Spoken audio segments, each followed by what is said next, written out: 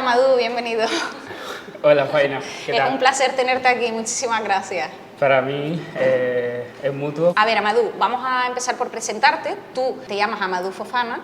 Me gustaría que dieses a conocer tu mensaje. Básicamente me parece que tienes una historia súper interesante. Tu historia me parece una historia muy bonita, muy dura y una historia de superación. Tú, en este caso, no naces en España. No. ¿Llegas aquí con 12 años? Sí. Vale. Eres una de esas personas que se reflejan en los medios de comunicación, como bien te decía antes, Sí. que se suben a una barca y pasan un día, 2 días, 3 días en un infierno absoluto para llegar a un nuevo mundo. Exacto. ¿No? Vale. En tu caso, eras un niño cuando te embarcas y vienes para acá. Exactamente. Aunque tu historia, Sí. tu historia personal empieza con la de tu hermano mayor, en este caso, que tuvo la desgracia de no poder acabar ese viaje que empezó. Exactamente. ¿Vale? Cuando tú llegas aquí, te encuentras con lo que te habían prometido, te encuentras con esa tierra prometida que iba buscando tu hermano y no encontró. Yo creo que la verdad es que no.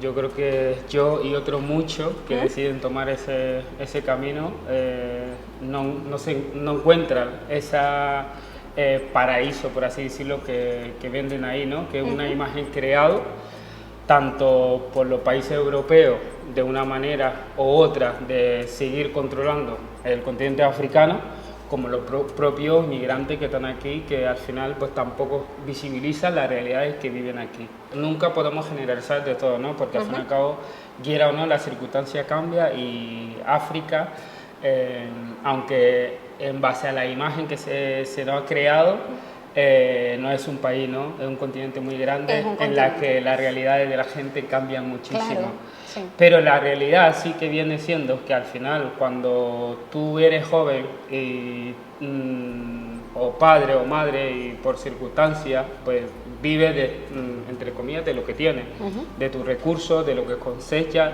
y de lo que plantas.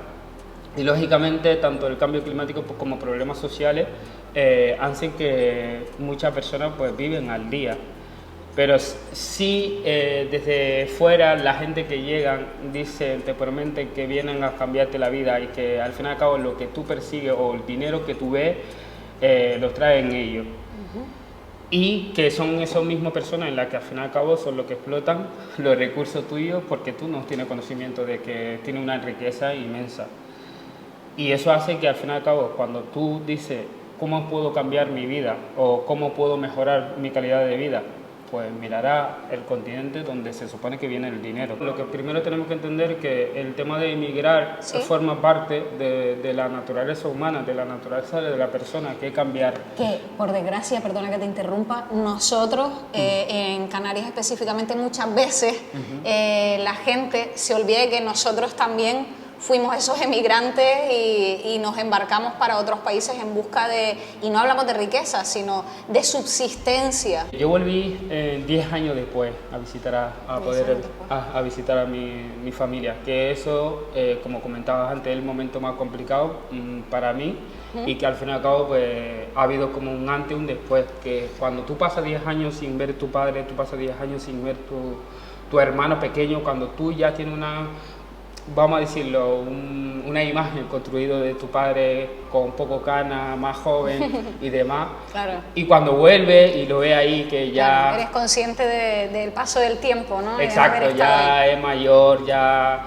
se nota la vejez. Y tu hermano que ya no es tan pequeño, que ya es más alto que tú, y te sientes que al fin y al cabo todo ese tiempo lo ha perdido. Amadou, ese niño de 12 años que se embarca, ¿fue de noche o de día?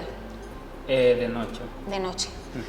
Quiero que la gente entienda que cuando una persona se sube a una barcaza, que además en tu caso me gustaría que contaras un poco las circunstancias en las que tú te subes a esa barcaza y cómo llegas aquí, cuánto tiempo tardas en llegar hasta aquí. No estamos hablando de alguien que decide irse a otro país subido en un Airbus ni en un coche. Estamos hablando de un niño que se sube a una barcaza encima en malas condiciones y que sabe que va a estar muchas horas, incluso pueden llegar a ser días, en medio del océano, con todo lo que eso conlleva. Totalmente. ¿Cómo fueron las circunstancias Bueno, de tu viaje? en mi parte, sobre todo, la circunstancia viene dado primero por mi hermano mayor. Un par de años antes, pues fallece intentando pues, entrar en España. No es que me sea agradable contar mi historia a la gente, pero para mí es necesario contarlo porque es como contar la historia de aquellos que no han tenido la suerte de poder pues, contar la suya, de llegar aquí y contar la suya. Pues para mí es necesario recalcar ese punto. Un amigo de mi hermano me pregunta, oye, ¿tú nunca has empezado a ir a España? Pues yo le respondo que sí, porque para mí era como completar ese camino que no llegó a completarse mi hermano. Pues entonces decidimos coger el camino, una semana de Mali a llegar a la frontera de Marruecos, y en la que pasamos 3 meses ahí en el Sáhara. Pues durante esos 3 meses pues prácticamente vivíamos en cuevas y no teníamos que pues...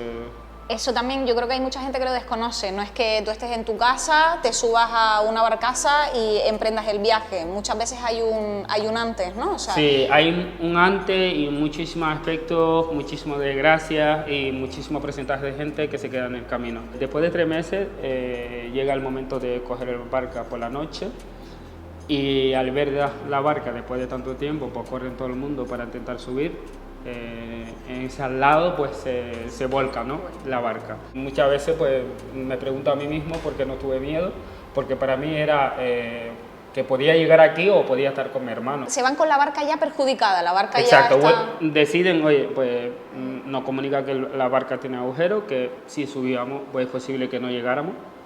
Pues entonces un porcentaje muy alto de la gente pues decide no subir. No subir. Pero pues nosotros sí que hemos subido y era pues ir achicando agua durante el camino hasta llegar en Lanzarote. Estamos hablando de hacer turnos para ir achicando el agua y que la barcaza no acabase hundiéndose. Exacto. ¿Cuánto pues, tiempo estás ahí? Nosotros tuvimos 24 horas. 24 horas. 24 horas en el agua.